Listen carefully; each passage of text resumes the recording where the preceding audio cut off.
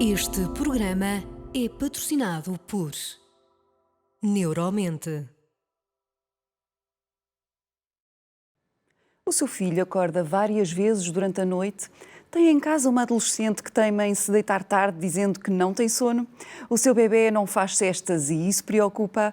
Envie-nos as suas questões para o e-mail agenda@saudemais.tv ou para o WhatsApp através do número 938 560 646.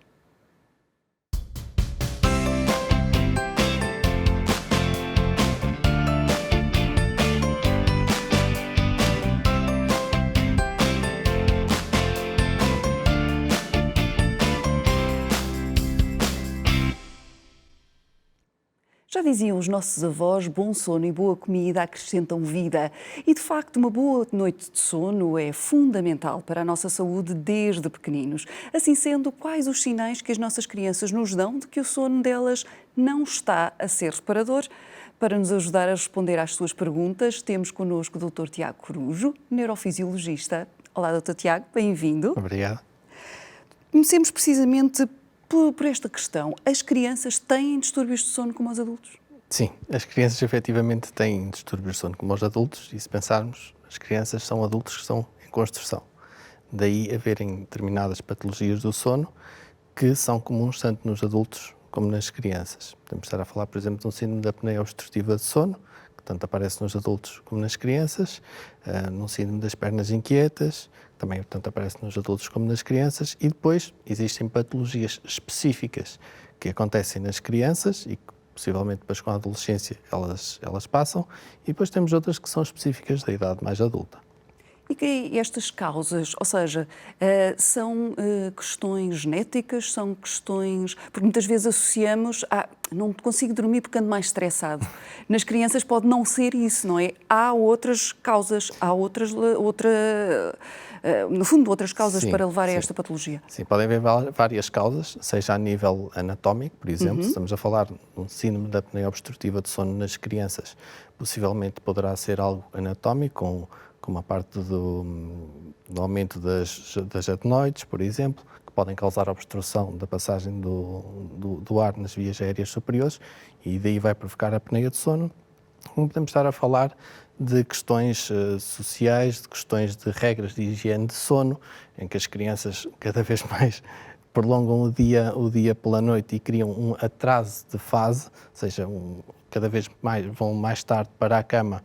Isso é uma patologia de sono, porque vai mexer aqui com a parte hormonal, com a produção da hormona melatonina. Pode haver algumas questões genéticas dependentes de alguma patologia de base que possa provocar esses distúrbios de sono. E é difícil fazer o diagnóstico de distúrbios nas crianças, principalmente naquelas mais pequeninas que ainda não falam? Sim, é um desafio, e a medicina de sono pediátrica é um grande desafio. Primeiro porque as crianças não sabem identificar que têm um problema de sono, logo à partida, e depois não sabem transmitir aos pais ou outros cuidadores que têm um problema, que se estão a sentir mal ou que têm sono ou que têm, por exemplo, formigueiros nas pernas. Pronto, em termos de consulta e mesmo depois de realização de exames, é um desafio. Temos ferramentas que nos auxiliam, mas não deixa de ser um desafio de perceber os sinais, os sintomas que as crianças às vezes têm. Temos de estar ali a tentar perceber e até mesmo os pais estarem atentos para perceber se eles andam mais sonolentos ou isso, não é? Sim, para ajudarem. Sim, aí há uma grande dificuldade também que há, por vezes os pais não conseguem perceber e identificar que a criança tem um problema de sono, um distúrbio de sono, um problema de sono, e por vezes depois não referenciam isso ao pediatra, porque está a seguir a criança, e poderão haver aí muitas patologias que estão por diagnosticar nas crianças. Esta do síndrome de atraso de fase é o mais comum, que os pais se queixam todos, mas que não têm esta percepção que é uma patologia do sono. E quais são os tratamentos habituais em algumas delas? Existem vários tipos de tratamentos. Portanto, obviamente que o tratamento farmacológico será sempre um tratamento válido, dependendo, obviamente, do tipo de patologia que estamos aqui a falar. Podemos estar a falar de tratamento cirúrgico, no caso de adenoides, por exemplo, que estejam aumentados fazer essa parte cirúrgica. Depois, dependendo do tipo de patologia, temos sempre que adaptar o tratamento ao tipo de patologia que estamos perante. Poderemos estar aqui a falar, por exemplo, de terapia cognitiva ou comportamental, com psicólogos especialistas em medicina do sono, que auxiliam a criança, por exemplo, numa enurese noturna, auxiliam a criança a tentar perceber o motivo dessa enurese e tentar trabalhar com ela a parte cognitiva e social também dessa enurese. Em termos, por exemplo, do atraso de fase, a mesma coisa. O psicólogo vai ajudar a dar regras de higiene de sono e estabelecer regras tanto para a criança como principalmente também para os pais. Exato. Porque muitas vezes a questão da vida das pessoas dificulta aqui depois criar regras aos filhos para que eles tenham bons hábitos de sono, então tem que ser trabalhado aqui em conjunto, não só com a criança, mas também com os pais. Mesmo porque muitas vezes ao pai não respeitam, mas se for alguém externo que lhes explique, a coisa muda. Sim, porque por vezes nós temos que pôr aqui as coisas num ponto para as crianças terem medo, entenderem. ou seja, e perceberem que, por exemplo, se As não consequências, dormirem, não é? nem mais, se não dormirem não vão crescer corretamente, não vão aprender ou não vão atingir aqueles objetivos que eles por vezes se propõem já em crianças. Vamos então às perguntas de público. Telma Matos, 37 anos, de Ovar. Tem um filho de 4 anos que frequentemente tem pesadelos. Acorda à meia da noite a chorar e só volta a adormecer connosco ao lado. Dizem-me que é normal e que há de passar, mas gostaria de saber se devo procurar um especialista. Estamos aqui num campo complicado. Por norma, tudo o que é pesadelos, todos nós temos pesadelos, e passam. Os pesadelos podem ter que ver com situações que tenham acontecido durante a semana ou durante o dia, ou que tenhamos vivenciado alguma situação que nos pode explotar esses pesadelos. Por norma, um pesadelo acontece mais na fase final da noite, ou seja, no que nós denominamos segunda metade da noite, e temos sempre consciência para esse facto, ou seja, conseguimos lembrar do pesadelo que estávamos a ter.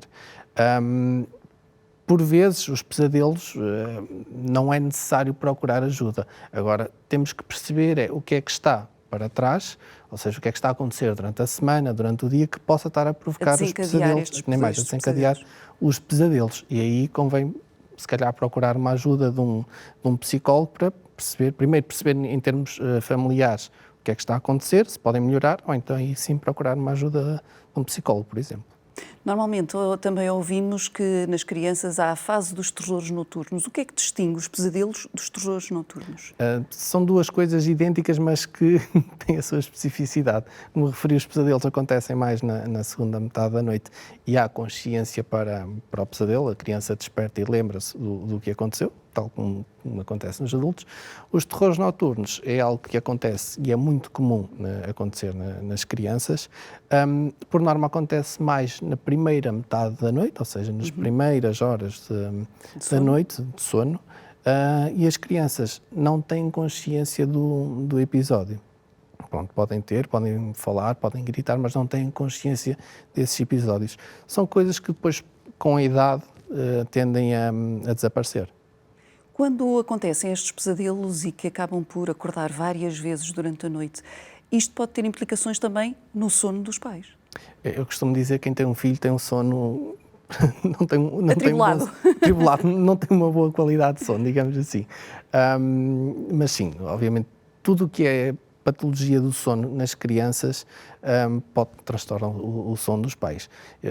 Mesmo que não tenha uma patologia do sono, a criança, só o facto de há pais mais ansiosos, e vemos isso muito em termos de consulta, pais muito ansiosos, que têm um bebê, pais primeira viagem, que têm preocupação com se o filho está a respirar, se mexeu, um barulho, e estão constantemente a despertar. O que é que isto vai causar? Vai treinar o cérebro para despertar durante a noite. Depois, quando a criança cresce, o cérebro continua desperto e então continua essa fragmentação do sono. Se acrescentarmos uma patologia de sono à criança, pronto, a coisa ainda se processa de pior forma para o sono dos Nessas pais. alturas, o que é que os pais podem fazer? Podem primeiro ver o que é que está a Acontecer acontecer. com a criança? Sim, a acontecer com a criança. A primeira coisa, principalmente, é perceber se a criança efetivamente tem um problema de sono ou não. Se não tiver, então o problema será deles. Uma questão ansiosa, uma questão de medo, que é comum aos pais de primeira viagem, e aí sim, convém procurar uma ajuda, principalmente uma ajuda psicológica e depois possivelmente até um especialista em medicina do sono para ajustar aqui algum tipo de medicação que possa auxiliar juntamente com a parte de psicologia. Vamos então à segunda questão dos nossos espectadores. Ruth Valente, de 48 anos, de Coimbra. O meu filho de 13 anos esteve com liberdade de horários durante as férias, deitando-se mais tarde do que o habitual. Com o início das aulas tem sido difícil voltar aos hábitos antigos. À noite diz que não tem sono e de manhã torna-se difícil tirá-lo da cama. O que podemos fazer? Patologia mais comum dos adolescentes, crianças adolescentes e mesmo até dos adultos. É muito comum as crianças nas férias terem esta liberdade de horários. Exato. Mas nós também não damos liberdade de horários, por exemplo, em alimentação, ou seja, as crianças têm que se alimentar, têm que beber água, e no sono nós também não podemos deixar que as crianças tenham esta liberdade total de horários, principalmente porque esta liberdade de horários implica que durante a noite eles estejam ao computador, ao telemóvel, a jogar uma consola. O que é que isto vai levar? Estimula também, Estimula e vai atrasar a produção da hormona que nos induz o sono, a hormona que é a melatonina, vai atrasar esta produção hormonal. Então o que é que isto acontece? Acontece a patologia atraso de fase, ou seja, cada vez as crianças têm sono mais tarde porque a produção de melatonina começa a ser feita cada vez mais tarde devido aos estímulos que têm.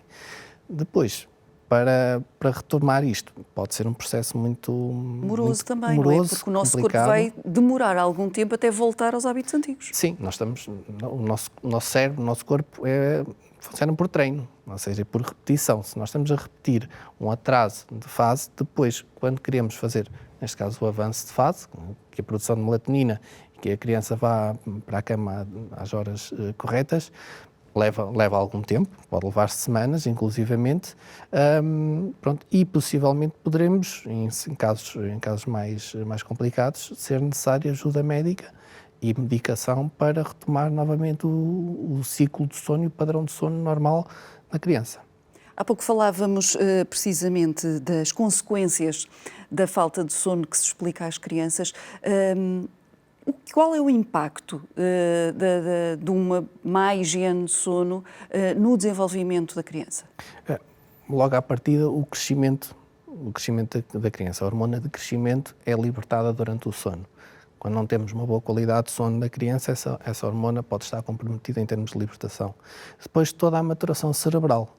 Ou seja, nós temos aquela ideia que na escola, por exemplo, é que há uma maturação cerebral do que aprendemos, mas a maturação ocorre durante o sono, durante as fases de sono, onde ocorre a maturação, o crescimento cerebral, o desenvolvimento cerebral, e depois toda a aprendizagem que nós vamos adquirindo ao longo da vida, ao longo das semanas, ao longo do dia, na escola, no nosso trabalho, seja o que for, é durante o sono que ela é armazenada, é organizada, é comprimida, funciona quase como um computador, organizar todos os ficheiros para que, quando precisarmos deles, acedermos a eles. Se numa criança, a criança não dorme o tempo suficiente, o que é que isto vai acontecer? Esta dificuldade de concentração durante o dia, a memorização, vai estar tudo afetado e depois o desenvolvimento, seja o crescimento, desenvolvimento cerebral, podem estar comprometidos. Muitas vezes também ouvimos dizer que uma pessoa é mais matutina, outra mais vespertina. Isto pode acontecer também nas crianças? Temos um horário interno ou não? Tem que ser treinado? Sim, todos temos um horário interno, nós temos um ritmo biológico e o nosso ritmo biológico funciona através da luz solar. Ou seja, nós temos o processo ambiental, que é através da luz solar que os nossos olhos, neste caso, se captam, enviam informações ao cérebro para então começar ou não a produção de melatonina. Quando começa o sol a diminuir, a intensidade da luz que recebemos é menor, então o nosso cérebro automaticamente começa a produzir a melatonina porque está na hora de dormir. E depois temos toda a parte também social, do relógio biológico social, digamos assim, de toda a vida que pronto, que temos durante o dia e etc. Efetivamente existem mais nos adultos pessoas que funcionam melhor durante a noite e outras mais durante o dia. Ou seja, que funcionam melhor ao final do dia e outras que funcionam melhor no início do dia, digamos assim. Mas sim, existe esses tipos de pessoa, mas são casos muito, muito pontuais. Por e-mail chega-nos a pergunta da Célia Campos, de 28 anos, de Santarém. Fui mãe há 4 meses e, ao contrário dos filhos das minhas amigas, a minha filha faz cestas de 10, 15 minutos durante o dia. E à noite acorda pelo menos uma vez à meio da noite. É normal? Devo-me preocupar? Cada criança é uma criança, cada caso é um caso. E temos de ter sempre isso em consideração. Compararmos os nossos filhos nem sempre pode correr bem. Exato. As crianças devem dormir aquilo que pedem. Pronto, em termos de cestas, temos de ter essa consciência. 10, 15 minutos é perfeitamente normal se fizer várias cestas durante o dia. Pelo que eu percebi da questão também, até faz uma noite considerável de sono, convém perceber, obviamente, a que horas é que a criança deita e a que horas é que a criança acorda, mas se fizer cerca de 12 horas, 11 horas, que é o ciclo normal, o número de horas normal que uma criança dorme durante a noite, e só desperta uma vez, eu diria que até durante a noite a coisa está a correr muito bem. Exato. Durante o dia, fazer cestas de 10 e 15 minutos não é alarmante, mas temos de ter sempre aqui a ideia e tentar perceber se existe alguma coisa que possa estar a interferir com o sono da criança, seja algo ambiental, ou então o próprio bebê despertar e se calhar a mãe poderá eventualmente ir logo à criança, e se calhar deixar a criança mais um bocadinho, porque possivelmente poderá ter sido um despertar e a criança pode retomar novamente o sono. Muitas vezes ouvimos falar também nos distúrbios de sono, da apneia do sono nos adultos. Isto também pode acontecer nas crianças? Sim, como referi há um bocadinho, é uma das patologias que é comum às crianças e cada vez mais se vê crianças com apneia do sono, seja por parte anatómica, como referi, como também pela obesidade, tipo de alimentação que hoje em dia as crianças e os adolescentes têm. A obesidade também é um fator muito importante que pode desencadear a apneia do sono. E quais são os sinais que os pais devem estar atentos para procurarem um profissional? A apneia é algo que pode ser visível. Se os pais estiverem com a criança, poderá eventualmente ser visível. O facto da criança, um dos primeiros sinais é dormir com a boca aberta, fazer uma paragem respiratória de alguns segundos, depois normalmente imita um som, respirar mais forte, ronco, quase não como é? um ronco forte. Pode estar também associado a algum tipo de roncopatia, esse ressonar, e depois todas as consequências da apneia de sono, nomeadamente mau aproveitamento escolar, porque a criança tem sonolência durante o dia, boceja e principalmente irritabilidade. Nós temos que perceber aqui que nas crianças um dos primeiros sinais que as crianças nos dão que têm sono é estarem muito ativas e muito irritadas. Pronto, ao contrário As famosas birras que às vezes têm origem numa falta de sono e não numa parte comportamental, não é? Nem mais. Muitas vezes as birras são mesmo chamadas de atenção de privação de sono que as crianças podem ter, que é privação de sono. Enquanto que nos adultos temos sonolência, nas crianças é um bocadinho aqui o oposto, ficam muito irritáveis e muito ativas. Por WhatsApp chega-nos a pergunta da Marta Figueiredo, de 42 anos, de Gaia.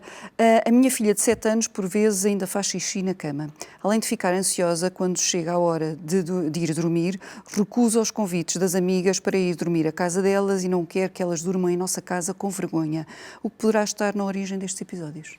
A enurese noturna é o que eu costumo chamar um problema incomum. Pode ser incomum para a maioria das pessoas, mas é muito comum na prática clínica. A enurese noturna, em termos de causas, poderá não haver nenhuma causa orgânica. Obviamente temos que excluir se existe algum problema, neste caso com a bexiga, por exemplo, mas por vezes pode estar associado a algo que seja ambiental, fatores escolares, bullying escolar. Por vezes pode estar associado a algum tipo desse tipo de comportamento. Ou então pode ser algo que acontece espontaneamente e que depois, por vezes, com o passar, com a adolescência, pode cessar.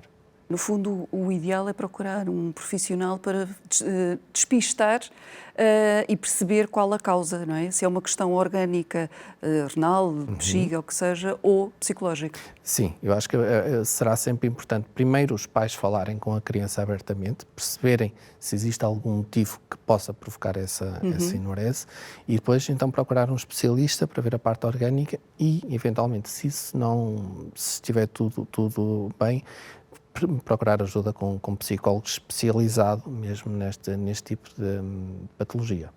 Às vezes também pode acontecer quando a criança tem um sono muito pesado, não é? Que o cérebro parece que não acorda quando vem a vontade do xixi. Sim, pode ser, lá está, pode não haver uma causa que despolete e ser essa uma das causas que, pronto, às vezes até crianças por não quererem se levantar da cama podem ter esse tipo de enurese, outras mesmo já por tipo de personalidade de birra fazerem isso. Pronto, a enurese convém perceber muito bem o contexto em que ela acontece. E estas situações podem acontecer ou serem ditas normais até que idade? Até a idade de entrada escolar, 5, 6 anos, a partir daí, até aí, pronto, pode acontecer algum episódio, pronto, se for uma coisa esporádica, penso que não haverá muito problema. A partir daí já pode começar a ser um problema, Já então podemos já considerar temos que começar a ver. um distúrbio de sono, não é? Sim, já podemos considerar como sendo um possível distúrbio de sono, se não tiver nenhuma causa orgânica. A partir dos 6, 7 anos já temos que intervir. As soluções passam precisamente por fazer primeiro o diagnóstico e depois serem reencaminhados para o profissional correto, não é? No caso do bexiga, se calhar um urologista, alguém especialista, ou um psicólogo, no caso de estarmos a falar, como disse bem, de situações de bullying, etc. Sim. Eu acho que a primeira coisa seria um urologista para perceber, em termos orgânicos, se há alguma alteração. Não havendo, então aí sim, procurar um profissional de medicina do sono, um psicólogo com especialidade em sono, porque vai ter aqui estas duas vertentes da terapia cognitiva ou comportamental e depois também esta parte da medicina do sono e irá conseguir ajudar a criança e perceber se existe algum motivo efetivo para essa enurese noturna. A última questão, do Francisco Almeida, de 52 anos, de Viseu. O meu filho tem sonos agitados e por vezes fala e senta-se na cama, deitando-se de novo a seguir. Às vezes pergunto-lhe de manhã o que estava a sonhar e ele diz-me que não se lembra. Até agora não tenho notado que ande mais cansado nestes dias. O que poderá ser? Pronto, aqui poderá eventualmente ser um terror noturno, apesar que o facto de se levantar e estar sentado na cama pode não ser indicativo de um terror noturno, mas sim de um despertar confusional. É muito comum nas crianças também, nós temos que perceber que o cérebro está em crescimento, e então as conexões podem provocar aqui algum tipo de alteração. O facto da criança se levantar e depois não ter consciência, podemos estar aqui perante um despertar confusional, em que a criança desperta, fica ali durante alguns segundos, pode eventualmente até falar, fica confusa e depois volta a deitar e depois durante o dia não tem consciência dessa situação. Por vezes, este tipo de patologia do sono poderá ser aqui muito, não difícil de diagnosticar, mas poderemos, para os pais, por exemplo, pensar até num sonambulismo, que a criança possa estar a ter um sonambulismo, mas pelas características da pergunta, apontaria mais para um arousal confusional. E nesta situação, ou seja, desde que a criança não tenha sonolência durante o dia, que aí, se estiver na escola, terão que falar com os professores, não é? Não há propriamente um problema. Não, é considerado um distúrbio do sono, mas não é um distúrbio do sono que nos cause preocupação, ou seja, será mais algo que acontece e depois passa com a idade. Não requer intervenção, a menos que, obviamente, que as coisas, que haja outro tipo de sinal que nos faça alertar para uma pura patologia do sono. Exato. Nos casos de sonambulismo, que não será este, normalmente diz-se para não se acordar um sonâmbulo. Porquê é que se diz isto? É mais um dos mitos do sono, como existem muitos. Nós temos que pensar que um sonâmbulo, ele de certa forma está a dormir e faz os comportamentos que são habituais ele fazer. Por norma, levantam-se, vão à cozinha, vão à casa de banho, em casos mais extremos saem de casa. O perigo de acordar um sonâmbulo é o mesmo perigo que se eu adormecesse aqui e fosse acordar noutro sítio, ficaria espantado.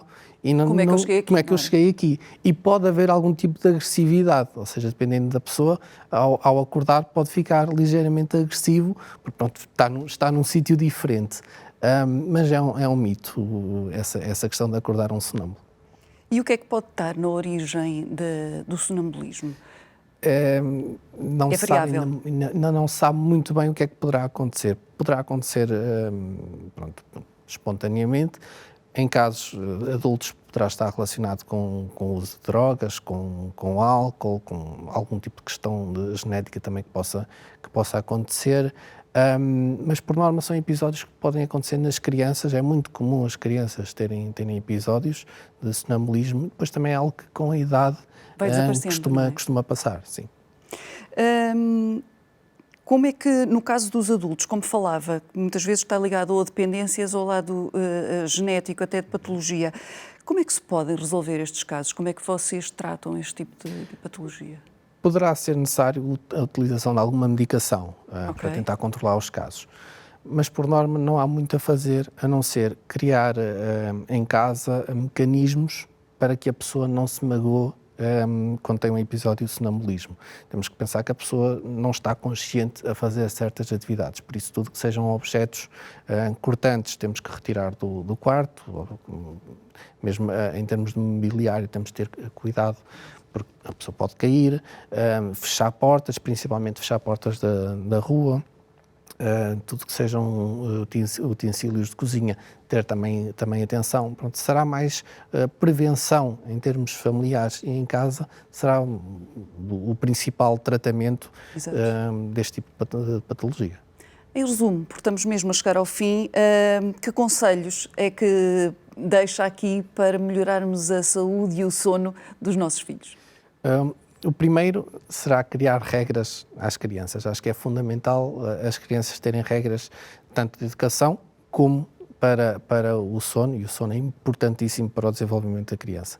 Por isso, eu penso que um recolher tecnológico é a primeira coisa que deve ser feita, ou seja, quando tentarmos evitar que as crianças estejam expostas a computadores, a televisão, a telemóveis, a partir principalmente das 8 da noite, o ideal seria antes, mas principalmente a partir das 8 da noite, fazer com que as crianças tenham uma boa qualidade de sono, perceber também se o quarto da criança é adaptado a uma boa qualidade de sono, mas penso que em termos de regras de higiene de sono será o fundamental. Não, as crianças não beberem bebidas estimulantes ao final do dia, pronto, será muito este tipo de regras que acho que implementando vai funcionar bem para as Criando bons crianças. hábitos, não é? Sim, bons hábitos de sono é fundamental.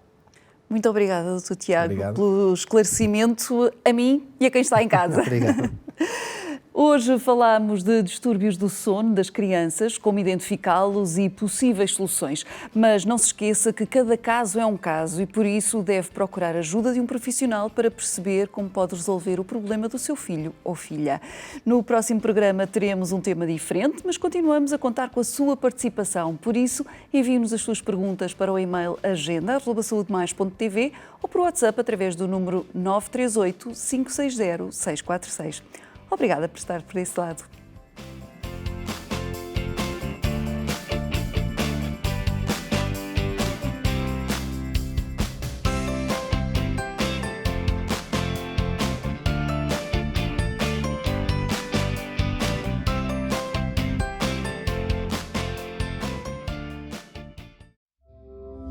Este programa foi patrocinado por Neuromente.